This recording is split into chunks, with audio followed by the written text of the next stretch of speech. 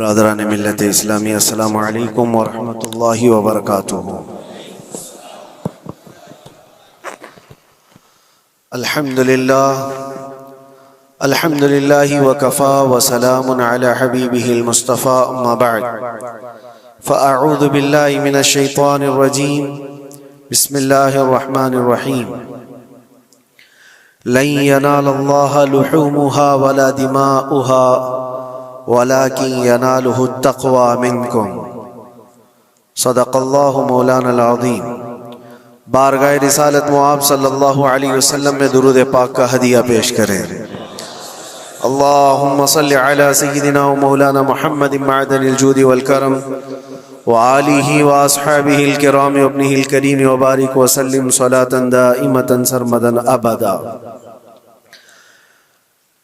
مسلمانوں کے لیے اللہ عز و جل کی طرف سے دو عیدیں دی گئی ہیں، ایک رمضان المبارکہ کے روزے مکمل ہونے کے بعد اور دوسرے ذی الحجہ کی 10ویں کو، عشرہ ذی الحجہ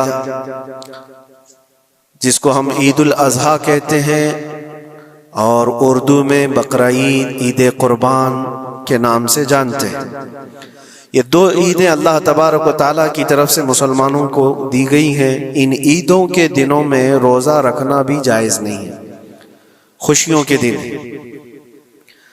اور یہ جو ایام چل رہے ہیں پہلی ذی الحجہ سے لے کر 10ویں ذی الحجہ تک، اس کا ذکر تو اللہ تعالیٰ نے قرآن میں یوں فرمایا والفجر ولیال عشر، فجر کی قسم اور 10 راتوں کی قسم۔ اور وہ 10 راتیں کون سی ہیں؟ پہلی ذی الحجہ سے لے کر 10ویں ذی الحجہ تک کی رات، یہ 10 راتیں اتنی عظمت والی ہیں کہ اللہ خود ان کی قسم فرما رہا ہے، اللہ ان کی قسم یاد فرما رہا ہے۔ اور ان ایام میں جو اعمال کیے جاتے ہیں اللہ کی بارگاہ میں مقبول ہوتے ہیں۔ یہ حرمت والے مہینوں میں سے ایک مہینہ ہے۔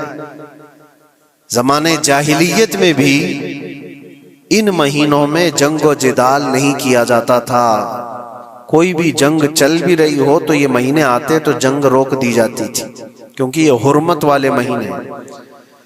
تو ذی الحجہ کے مہینے میں ہم اور آپ ابھی اپنی زندگی کی سانسیں لے رہے ہیں، لیکن قربانی کے متعلق جیسے کہ لوگوں کے دل و دماغ میں ایک کانسیپٹ اور پھر پھیلایا ہوا ایک کانسیپٹ اور اسلامی کانسیپٹ، تینوں میں کیا چیزوں کا فرق ہے؟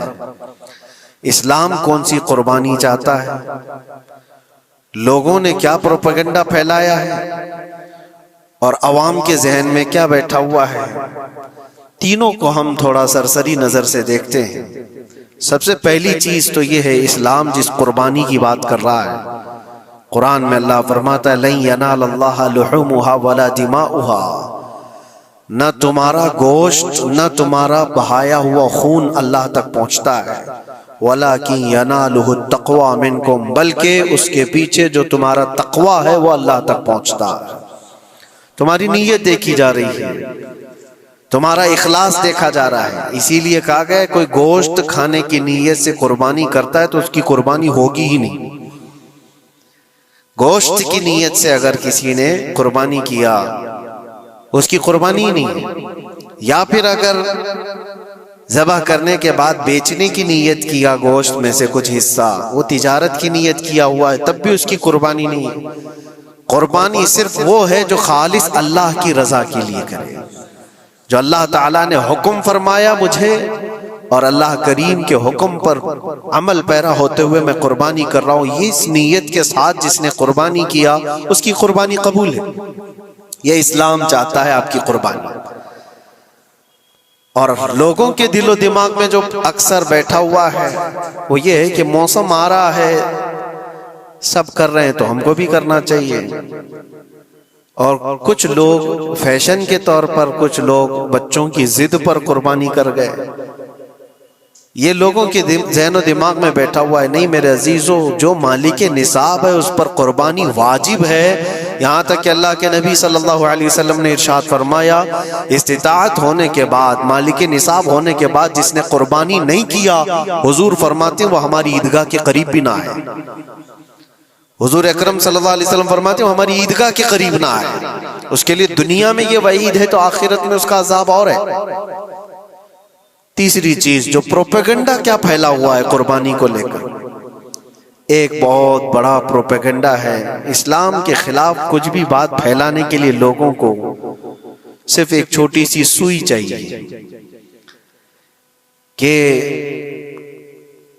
ان کا ایک پھیلایا ہوا یہ پروپیگنڈا کہ لاکھوں ہزاروں اینیملز اس میں کاٹ دیے جاتے ہیں، ذبح کر دیے جاتے ہیں، خون بہایا جاتا ہے. اس کا حاصل کیا ہوتا ہے؟ جیوت چیزوں کو مار دیا جاتا ہے.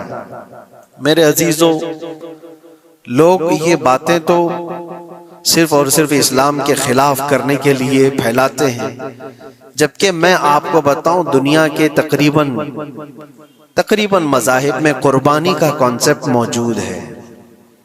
اکثر دینوں میں وہ الگ الگ انداز ہے. کہیں بلی چڑھانا ہو گیا ہے، کہیں دیوتا کو کچھ پیش کرنا ہو گیا ہے. قربانی کا کئی جگہوں پر یہ کانسیپٹ موجود ہے، لیکن کوئی اپنے گریبان میں جھانکتا تھوڑی نہ، دوسرے کے گھر میں جھانکنے کی عادت زیادہ ہوتی. اسلام کی قربانی لوگوں کو نظر آتی ہے کہ مسلمان جتنا پریکٹیکل ہے اپنے دین پر، دنیا میں کوئی بھی اپنے دین پر اتنا پریکٹیکل نہیں ہے. کوئی بھی اپنے دین پر اس طرح پابندی سے عمل کرنے والا ملتا نہیں. جلن اسی بات کی تو ہے کہ کوئی پوسٹر نہیں لگاتے، کوئی اعلان نہیں کرتے، اور جمعہ میں پوری صفیں ان کی بھری نظر آتی. کون تمہیں پرچار کر کے جمعہ میں بلاتا ہے؟ وہ خالق کائنات کی طرف سے تمہارا جو لگاؤ ہے، وہ جو تمہیں کھینچ کر گھروں سے مسجدوں میں لاتا ہے. فتنوں کا دور ہے، اس کے باوجود جمعہ میں کوئی بھی مسجد ایسی نہیں ہوگی جو خالی پڑی ہوئی. مسلمان آج کے دور میں بھی اپنے دین پر عمل پیرا ہے، اور یہ تکلیف کا سبب بن جاتا ہے دوسروں کے لیے. اسی طرح قربانی کے ایام آتے ہیں تو کچھ ماڈرن خیالات والوں کو لا کر کے ہمارے درمیان پیش کیا جاتا ہے. وہ ایسی میٹھی میٹھی باتوں کے ذریعے سے تمہیں لبھانے کی کوشش کریں. اتنے پیسے خرچہ کرنے کے، 40,000 کا 50,000 کا بکرا لینے سے بہتر ہے کسی غریب کو مدد کر دیا جائے، کسی کا گھر بنا دیا جائے، کسی کا راشن پہنچا دیا جائے. میاں وہ سال بھر ہم کرتے ہیں الحمدللہ. قربانی کے دنوں میں ہی کیوں؟ اللہ کے نبی صلی اللہ تعالی علیہ وسلم کی حدیث سن. حضور پاک صلی اللہ تعالی علیہ وسلم فرماتے ہیں قربانی کے دن، یعنی ذی الحجہ کی 10، 11 اور 12، یہ 3 دنوں کے اندر حضور فرماتے ہیں کوئی عمل دنیا میں قربانی سے زیادہ اہمیت اللہ کے نزدیک نہیں رکھتا. کوئی عمل اللہ کو اس سے زیادہ پیارا نہیں ہے قربانی. اور ایک بات میں آپ کو بتاؤں، لوگ ہمیں ظالم کی شکل میں پیش کرتے ہیں کہ یہ کاٹ دیتے ہیں، ذبح کر دیتے ہیں. ہم اپنی مرضی سے اگر کاٹیں، اپنی خواہش کے لیے کاٹیں تو حرام ہے، اور جس نے خود جان ڈالا ہے اس کے حکم پر کاٹیں تو یہ حرام نہیں ہے، یہ اس کے حکم کی فرمان برداری ہے. ایک بات یاد رکھو، جانور تو یہ بکرا ہو، بھینس ہو، اونٹ ہو، جن کی قربانیاں ہوتی ہیں یہ الگ. جو مچھلی کھاتے ہیں اس میں بھی اگر کوئی انٹرٹینمنٹ کے لیے شکار کرتا ہے کہ اپنی تفریح قلب کے لیے، تو اس مچھلی کا شکار کرنا بھی حرام ہے. ہاں، کھانے کی نیت ہے، تجارت کی نیت ہے، تو مقصد کے تحت اگر مچھلی پکڑ رہا ہے تو اس کے لیے جائز ہے. اسلام یوں ہی کسی چیز کی جان لینا اور خون بہانے کا حکم نہیں دیتا. اللہ تبارک و تعالیٰ کا حکم ہے، اور اس نے کائنات کو جس انداز سے بنایا ہے، ان جانوروں کو اللہ تعالیٰ نے ہمارے کھانے کے لیے بنایا ہے، جس کی وجہ سے یہ قربان کیے جاتے ہیں.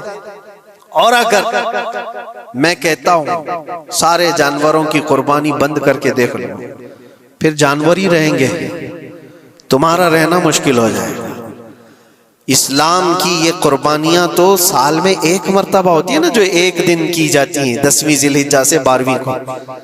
اگر نوجوانوں میں ایک دعوت دیتا ہوں، جاؤ آج تو اے آئی کا زمانہ ہے، کچھ بھی پوچھو تو لا کر کے تمہارے سامنے رکھ دے گا سارا ڈیٹا، ذرا یہ بھی ڈیٹا نکال کر کے دیکھ لو کہ سال بھر میں KFC میں کتنی چکن ذبح ہوتے ہیں پوری دنیا بھر میں پر ڈے۔ میکڈونلڈ صرف چکن ہی نہیں بیچتا، گائے کا گوشت بھی بیچتا ہے پوری دنیا بھر میں، جس کو یہاں پر بھی بہت سینے سے لگا کر کے رکھے گئے ہیں، پوری دنیا بھر میں ان کا استقبال ہے، کیونکہ امریکن کمپنیاں ہیں، باپ دادا کی کمپنیاں ہیں، ان کو کوئی آنکھ نہیں دکھا سکتا۔ اور انٹرنیٹ کے ڈیٹا کے حساب سے پر ڈے 68,000 گائے تو میکڈونلڈ ذبح کرتا ہے، پر ڈے کی بات کر رہا ہوں، سال بھر کی نہیں۔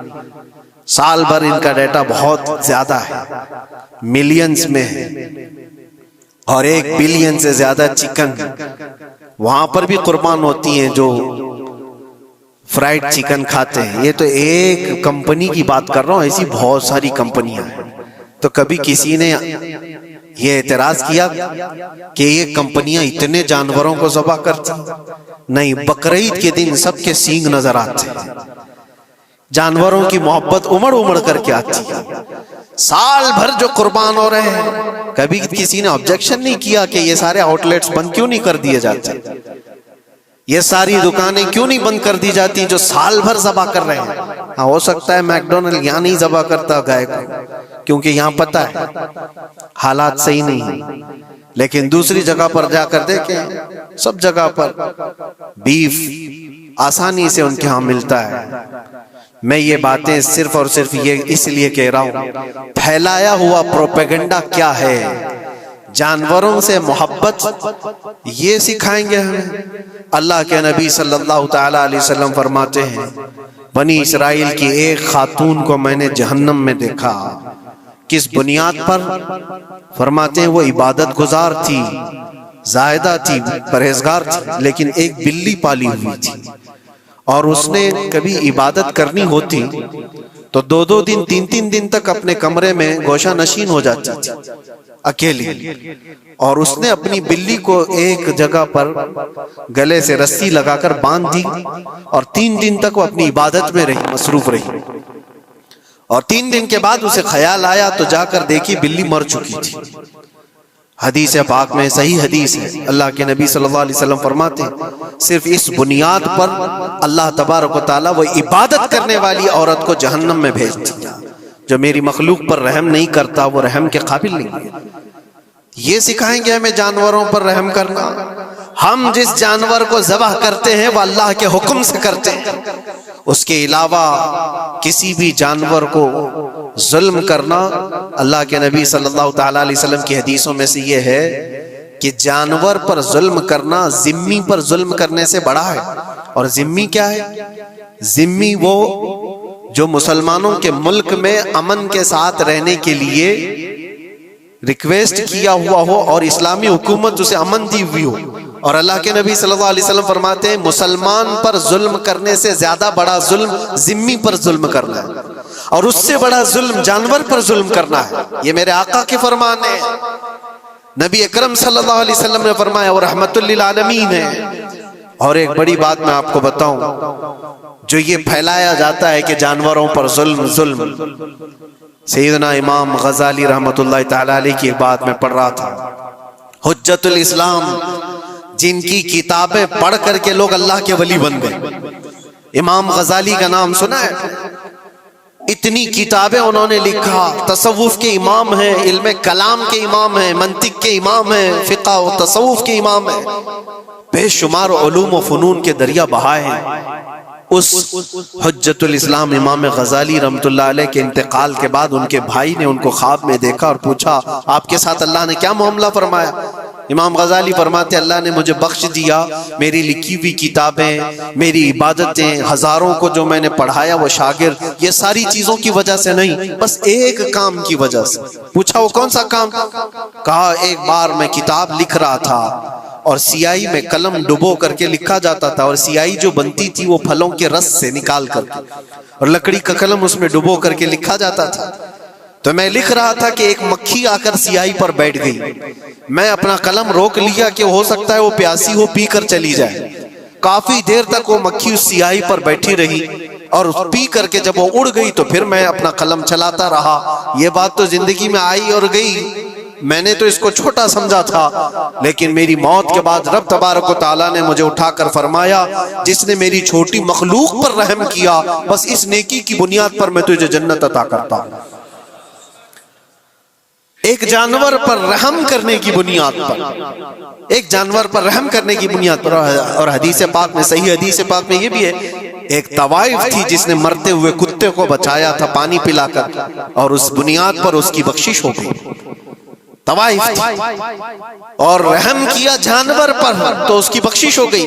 میں اسلام کی وہ چیزیں تمہیں بتا رہا ہوں جو دنیا تمہارے سامنے یہ چیزیں لانے سے عاجز ہے اور قاصر ہے۔ یہاں تک کہ اللہ کے نبی صلی اللہ تعالیٰ علیہ وسلم نے فرمایا، جانور پر اگر تم نے ظلم کیا ہے تو جس طرح سے ظلم کرو گے قیامت کے دن یہ اپنے سینگوں کے ساتھ، اپنے کھروں کے ساتھ اٹھے گا، اور اسی طرح سے اس کا بدلہ بھی دلایا جائے گا۔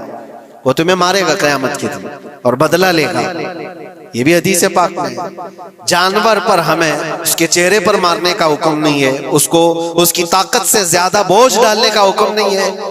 اللہ کے نبی صلی اللہ تعالیٰ علیہ وسلم کے پاس ایک صحابی آئے، اونٹ پالتے تھے، کہا ایک اونٹ بہت سرکش ہو گیا ہے، اور جب اونٹ سرکش ہو جاتا ہے نا، کسی کی کھوپڑی کھینچ لیتا ہے، ہاں وہ اسی وقت سر کو پکڑ لیا تو آدمی وہیں ختم ہو جائے۔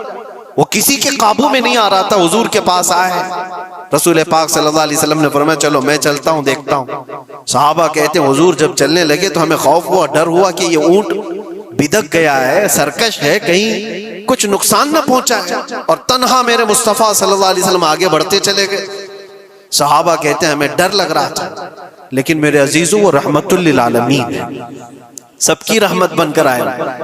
نبی پاک صلی اللہ تعالیٰ علیہ وسلم جب قریب گئے تو اونٹ کوئی سرکشی نہیں کیا، کچھ نہیں۔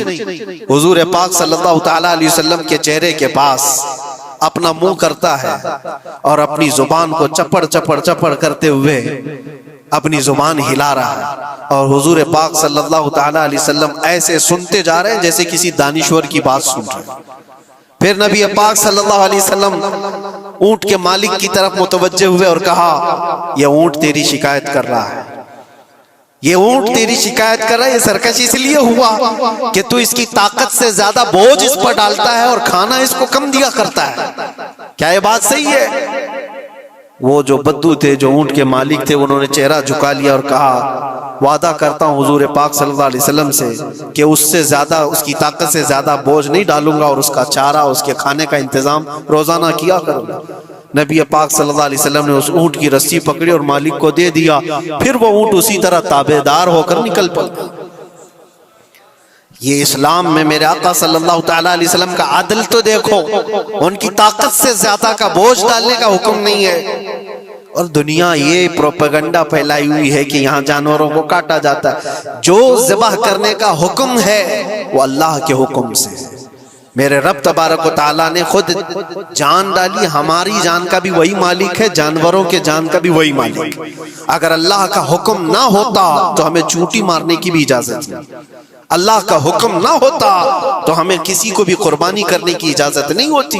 یہ رب تبارک و تعالیٰ کا حکم ہے، تو ظاہر سی بات ہے ہم اللہ کے بندے ہیں۔ رب تبارک و تعالیٰ جانوروں کی قربانی کا حکم دیا، اس لیے ہر سال بقرعید میں مسلمان قربانی کرتے ہیں۔ اگر اللہ چاہے تو اپنے بیٹوں کی قربانی کا بھی حکم دے دے، اور دیا ہے رب تعالیٰ نے، اور وہ بھی کر کے دکھایا سیدنا ابراہیم علیہ السلام۔ اللہ تبارک و تعالیٰ اگر حکم دے تو کیا تم ایسے مسلمان نہیں ہو؟ مسلمان کا مطلب ہوتا ہے سر جھکانے والا اللہ کے حکم کے آگے، یہ نہیں پوچھے گا کہ کیوں ہے اور کیسے ہے۔ مسلم کہتے ہیں اپنا سر جھکا دیا اللہ کی بارگاہ میں، اس کے حکم کے آگے۔ اللہ تبارک و تعالی ہماری جانوں کا مالک ہے، اگر وہ چاہتا تو ہماری قربانی کا حکم دیتا، ہمارے اولاد کا، لیکن رب تبارک و تعالی نے یہ سنت ابراہیمی پر پوری دنیا کو ثواب دینے کے لیے جانوروں کی قربانی کا حکم عطا فرمایا۔ میرے آقا صلی اللہ تعالی علیہ وسلم کے پاس ایک صحابی حضرت زید بن ارقم آئے اور پوچھا یہ قربانی کیا ہے میرے آقا؟ حضور اکرم صلی اللہ علیہ وسلم نے فرمایا جس جانور کی قربانی کرو گے اس کے ہر بال کے بدلے تمہیں اللہ ایک نیکی عطا فرمائے گا۔ جتنے اس کے جسم میں بال ہوں گے ہر بال کے بدلے اللہ تمہیں ایک نیکی عطا فرمائے گا۔ اور حضور اکرم صلی اللہ تعالی علیہ وسلم نے یہ بھی ارشاد فرمایا کہ تم جانور کا انتخاب اچھا کرو، اس لیے کہ کل بروز قیامت پل صراط پر یہ تمہاری سواری بن کر آئے گا، جس پر بیٹھ کر تم جنت میں جا رہے ہوگے۔ اور لوگ یہ بھی پوچھتے ہیں ہم نے ایک بار قربانی کی ہے تو وہاں سواری کون سی والی آئے گی؟ یہ بھی ملتا ہے روایت میں، تم نے اپنی زندگی میں جو سب سے پہلے قربانی کی اس پر سوار ہوگے، لیکن ہر سال کی قربانی والے جانور بھی سواری بن کر تمہارے ارد گرد آئیں گے، وہ سب ہوں گے، تم انتخاب کرو جس پر سوار ہونا چاہو۔ اسی لیے قربانی میں عیب والے جانور کی قربانی جائز نہیں، لنگڑا ہو، لولا ہو، کان کٹا ہوا ہو۔ کیوں جائز نہیں ہے؟ دنیا تو یہ سمجھتی ہے کٹنے والا جانور وہ ہونا چاہیے جو ریجیکٹڈ ہو، جس کو کاٹا جا رہا ہے وہ دنیا میں کام کے لائق نہ ہو، اس کو کاٹنا چاہیے۔ دنیا کا یہ کانسیپٹ ہے، دنیا کا تصور یہ ہے۔ لیکن نہیں، اگر کوئی اپنے استعمال کے لیے کاٹ رہا ہوتا تو میں کہتا ہاں ریجیکٹڈ مال کاٹ لو، لیکن ذبح جو ہم کرتے ہیں قربانی میں وہ اپنے لیے نہیں، وہ رب ذوالجلال کے لیے ہے۔ اسی لیے بندہ یہ دیکھے میں اپنے رب کی حضور کیا پیش کر رہا ہوں۔ تم اگر کوئی ہدیہ تحفہ خریدنے جاتے ہو اپنے کسی عزت دار شخص کے لیے تو انتخاب سوچ سمجھ کر کے کرتے ہو کہ جس کو میں دینے جا رہا ہوں یہ کتنا ویلیو والا ہونا چاہیے، کتنا عزت والا ہونا چاہیے، اور جو رب تعالیٰ کی بارگاہ میں پیش کر رہے ہو اس کا بھی آپ خیال رکھو۔ اس لیے لوگ کام چلانے کی باتیں تو بہت کرتے ہیں۔ قربانی کے متعلق کچھ باتیں ہیں جو مجھے آج عرض کرنی تھی، اس لیے میں نے آج اس موضوع پر آپ سے خطاب کیا۔ بہت سارے لوگ طرح طرح کے افواہیں بھی پھیلاتے ہیں، یہ تو ان غیر مسلموں کے اعتراضات کا میں نے جواب دیا۔ دنیا بھر میں ہمارے اوپر الزام کہ یہ لاکھوں جانوروں کو ایسی ذبح کر دیتے، کاٹ دیتے ہیں، لیکن میرے عزیزو یہی وہ دنیا ہے جو ایک طرف تو جانوروں کی حمایت اور محبت کی بات کرتی ہے اور دوسری طرف ان کے بڑے بڑے ملٹی نیشنل کمپنیاں جانوروں کو بے دریغ ذبح کرتے ہیں، قتل کر رہے ہیں اور کھانے میں بھی استعمال کر رہے ہیں۔ اور صرف اتنا ہی نہیں، سارے جانوروں کی کھالیں، لیدر کی بیگ، لیدر کے جوتے، لیدر کے بیلٹ، لیدر کی ٹوپیاں، لیدر کے جاکٹ سب بنا کر کے دنیا پہن رہی ہے اور قیمتی چیزوں میں اس کو شمار کیا جاتا ہے۔ ان سے کوئی سوال نہیں کرتا کہ یہ سب چیزیں کہاں سے تم لائے، یہ سب چیزیں تم کہاں سے لائے؟ کیا بغیر کسی جانور کے ذبح کیے ہوئے اس کی کھال کا استعمال کرتے ہو؟ لیدر کا استعمال تو ساری دنیا بڑے فخر سے کر رہی ہے، حتیٰ کہ گھروں کے استعمال کرنے والے صوفے اور کرسیوں پر تک استعمال ہے، اپنی بیٹھنے والی گاڑیوں میں کار کی سیٹ پر تک استعمال ہے۔ تمہارے پہننے والے جوتے، تمہارے پہننے والے بیلٹ، تمہارے پہننے والے جاکٹ سب جگہ تمہارا استعمال ہے۔ اور صرف میں یہ نہیں کہہ رہا کہ دنیا میں صرف مسلمان استعمال کرتے ہیں، ساری دنیا لیدر کا استعمال کرتی ہے۔ یہ لیدر کہاں سے آتا ہے؟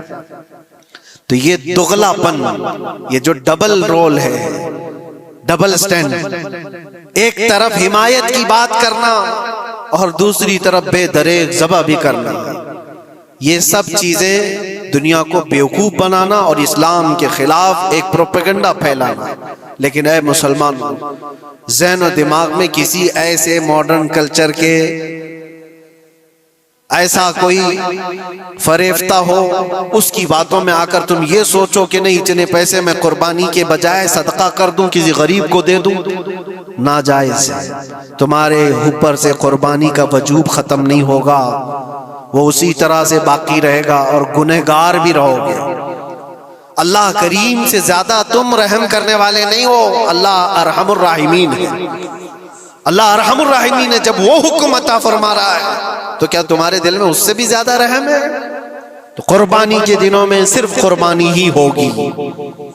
اب کچھ جو چیزیں ایسی ہیں پھیلائی گئی، دیکھیں ایک بات میں آپ کو بتاؤں، اللہ کے نبی صلی اللہ تعالیٰ علیہ وسلم رحمت للعالمین ہیں، سب کا ماننا عقیدہ ہے، وہ رحمت للعالمین رسول صلی اللہ علیہ وسلم نے خود اپنے ہاتھوں سے قربانی فرمائی، اور ایک دو نہیں 100 اونٹ آئے تھے، جس میں سے 63 اونٹوں کو میرے آقا صلی اللہ علیہ وسلم نے نحر فرمایا، 63 اونٹوں کو خود حضور نے ذبح فرمایا، اور اس کے بعد حضرت علی مرتضی شیر خدا رضی اللہ تعالیٰ عنہ کو دیا، باقی کے اونٹوں کو تم ذبح کرو۔ نبی پاک صلی اللہ تعالیٰ علیہ وسلم نے یہ جو 100 اونٹوں کو ذبح فرمایا تھا، یہ اپنے حج کے موقع پر، اور اس کے علاوہ ایک حدیث پاک میں یہ بھی ہے، حضور اکرم صلی اللہ علیہ وسلم نے جو 2 چت کبرے بکرے ذبح کیے تھے۔ چت کبرے کس کو کہتے ہیں؟ 2 کلر والے، بلیک اینڈ وائٹ جو ہوتے ہیں، ابلق ان کو کہتے ہیں عربی میں۔ 2 مینڈے ذبح فرمائے، ایک نبی پاک صلی اللہ تعالیٰ علیہ وسلم نے اپنی جانب سے قربان فرمایا، اور دوسرا پوری امت کی طرف سے قربان فرمایا۔ یہ رسول پاک صلی اللہ تعالیٰ علیہ وسلم کے، اسی لیے تو میں عرض کرتا ہوں میرے عزیزو، ہمارے امام نے سچ کہا، جو نہ بھولا ہم غریبوں کو رضا، یاد اس کی اپنی عادت کیجئے۔ قربانی سال میں 1 مرتبہ ہو رہی ہے، رسول پاک صلی اللہ تعالیٰ علیہ وسلم قربان کر دیتے اپنے نام سے، وہ تو کیا ہی، لیکن قیامت تک آنے والی اپنی امت کی طرف سے بھی خود اپنے ہاتھ سے قربانی فرمائے۔ آج امت یہ پوچھتی ہے میرے عزیزوں، قربانی کے لیے 1400 سال پہلے تمہارے رسول نے تمہاری جانب سے قربانی کی، اور اللہ نے جس کو استطاعت دی، جس کو طاقت دی، میں یہ چاہتا ہوں کہ تمہارے اوپر جو قربانی واجب ہے، اپنی قربانی کرو، ساتھ میں ایک اور قربانی میرے مصطفیٰ کی طرف سے کرو، حضور اکرم صلی اللہ علیہ وسلم کی طرف، جبکہ ان کے احسان کا بدلہ پوری امت نہیں ادا کر سکتی، لیکن ہم ہدیہ تشکر کے طور پر اپنی طرف سے پیش کر سکتے ہیں۔ اور کچھ لوگوں نے یہ سمجھ رکھا ہے، ایک بکرا لے کر کے آتے ہیں، پورے گھر والوں کی طرف سے قربانی، ایک بکرا پورے گھر والوں کی طرف سے قربانی۔ میرے عزیزو، بکرا ایک آدمی کی طرف سے ہی قربان ہوگا جو مالک نصاب ہے۔ گھر میں اگر 4 لوگ مالک نصاب ہیں تو چاروں پر قربانی ہے، شوہر پر بھی، بیوی پر بھی، بیٹے پر بھی، جو مالک نصاب ہے۔ مالک نصاب کا مطلب کیا ہے آپ جانتے ہیں؟ جس کے پاس 52.5 تولہ چاندی یا 7.5 تولہ سونا یا اس کے برابر کی قیمت ہو، دونوں میں سے کسی ایک کے برابر کی قیمت ہو۔ اس زمانے میں آپ کیلکولیٹ کر لو 52.5 تولہ چاندی کی قیمت کیا ہو سکتی ہے، اتنی اگر تمہارے پاس رقم ہے، اتنی مالیت ہے تمہارے پاس، تو تم مالک نصاب ہو اور تمہارے اوپر قربانی واجب ہے۔ قربانی تمہارے اوپر واجب ہے، اور قربانی واجب ہونے کے لیے سال بھر پیسے ہونا ضروری نہیں، قربانی کے دنوں میں اگر وہ مالک نصاب ہوا تب بھی اس پر واجب ہے۔ زکوٰۃ کا حکم الگ ہے، قربانی کا حکم الگ ہے، اور پورے گھر کی طرف سے ایک بکرا قربان کیا تو کسی کا بھی نہیں ہوا۔ اگر 4 لوگ گھر میں رہتے تھے اور چاروں کی طرف سے ایک بکرا ذبح کیا اور چاروں کا نام لیا گیا ہے تو کسی کے نام سے قربانی نہیں ہوئی، کیونکہ پرٹیکولر ایک ہی کی طرف سے قربانی ہو سکتی ہے۔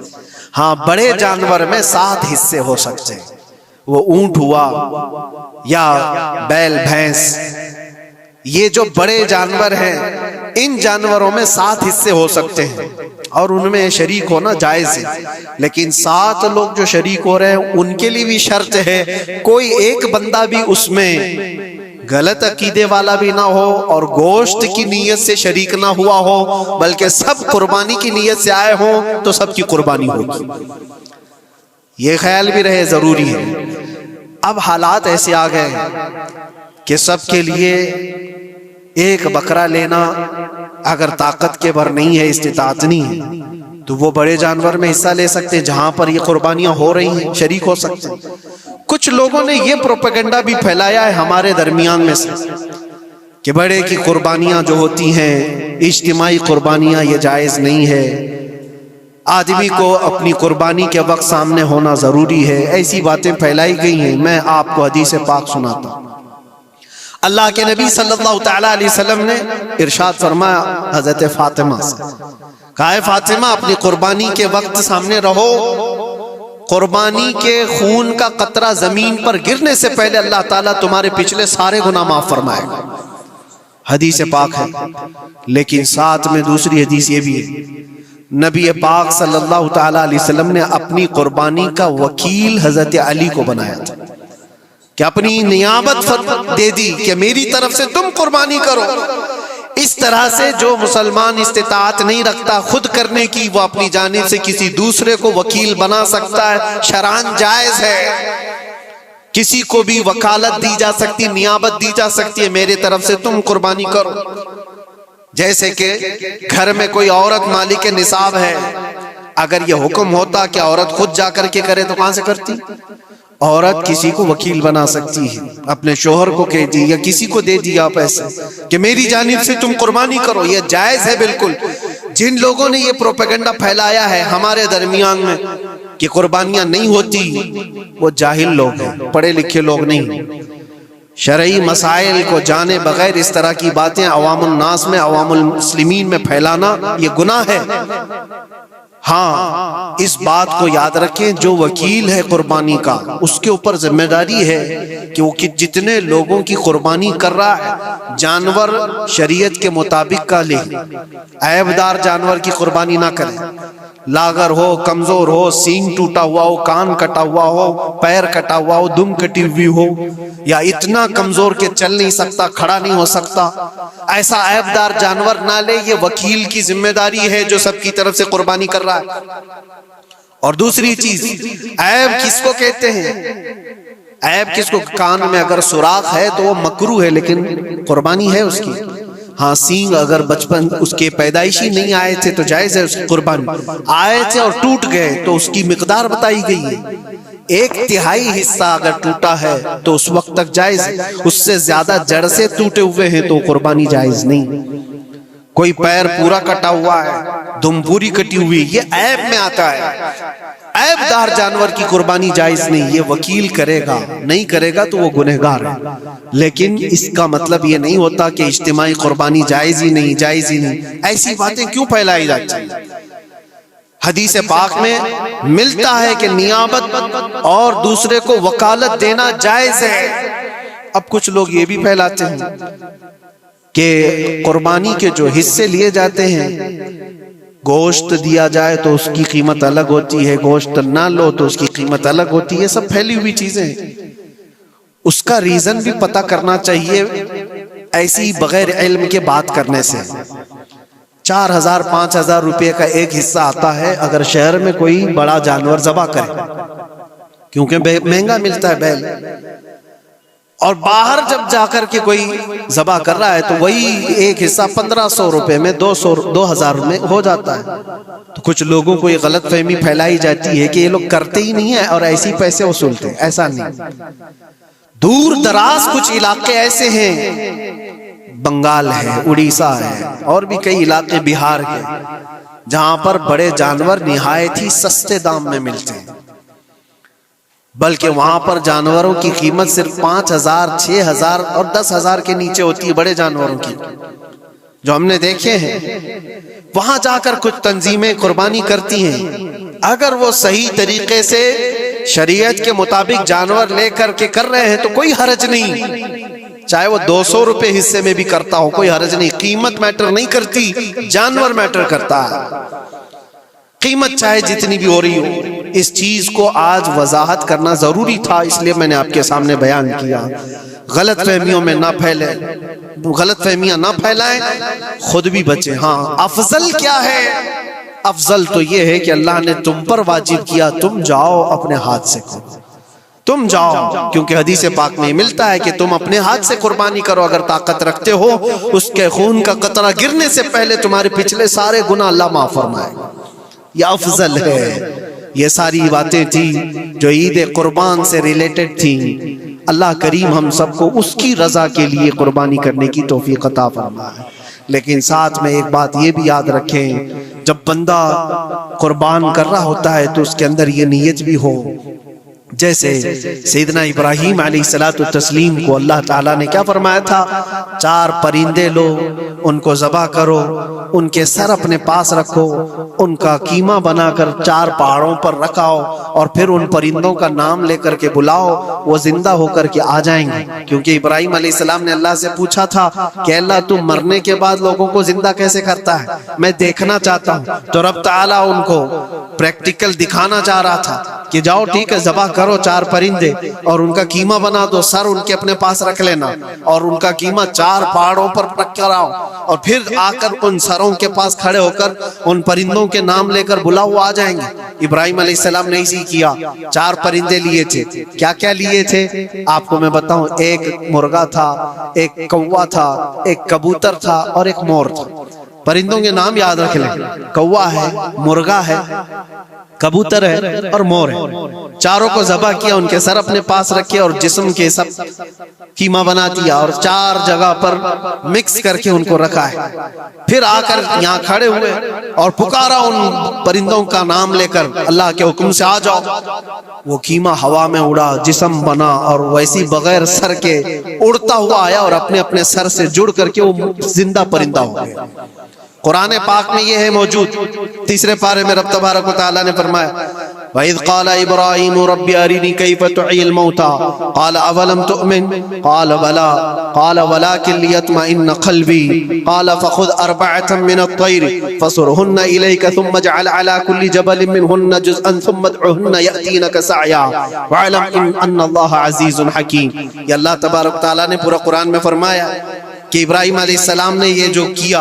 اب سنیے، سبع سنابل شریف میں میر عبد الواحد بلگرامی رحمۃ اللہ علیہ لکھتے ہیں کہ 4 پرندوں کا جو انتخاب ہوا تھا نا، 4 پرندے جو چنے گئے تھے، کون سے تھے؟ کوا، مرغا، کبوتر، مور۔ اصل میں جو ہے ان کی ہر ایک کی ایک خاصیت ہے۔ کوا لالچی بہت ہوتا ہے، کوا لالچی بہت ہوتا ہے۔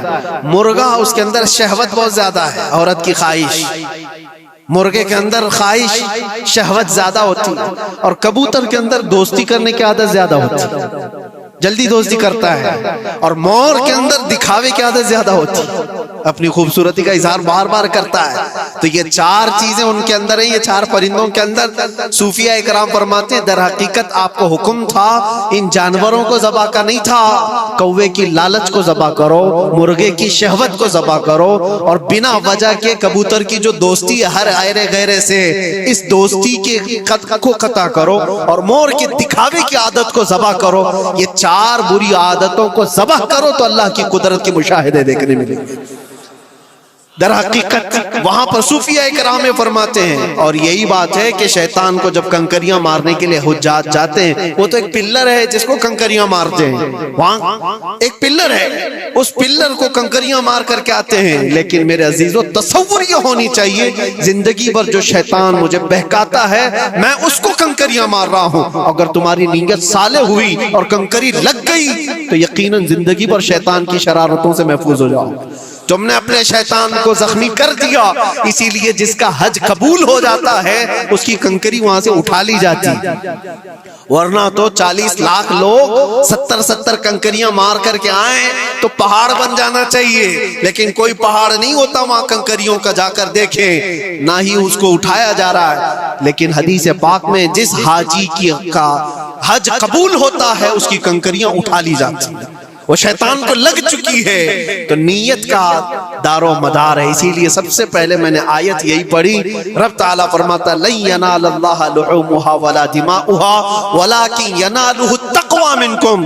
ہرگز ہرگز تمہارا گوشت، تمہارا بہایا خون اللہ تک نہیں پہنچتا، بلکہ اس کے پیچھے جو تمہاری خالص نیت ہے، جو تقوی ہے، وہ اللہ تک پہنچتا ہے۔ قربانیوں میں یہ نیت کرو کہ رب تبارک و تعالیٰ میں اپنی ساری خواہشات کو ذبح کر رہا ہوں، مولا مجھے بری خواہشات سے زندگی بھر محفوظ فرما دے۔